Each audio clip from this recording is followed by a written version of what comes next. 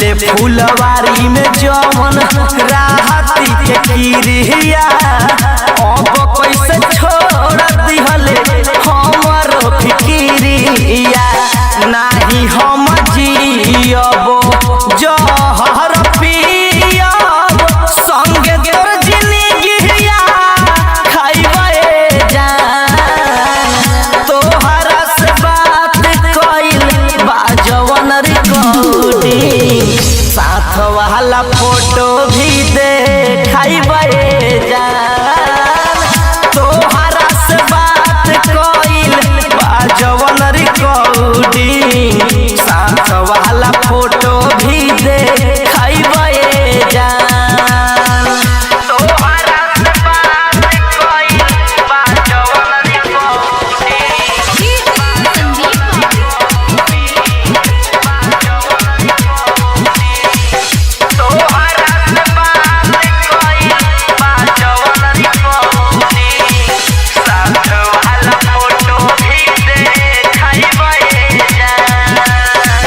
गौरी हेमंत के अब खत्म बखीसा विकास राजा के बदलल जिंदगी के दिशा।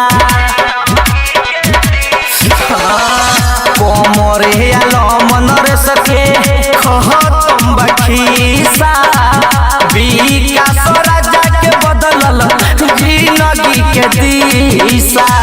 दिल हम धोखा अली के मौका ओकरे हिसाब हम चुकाइबे जान।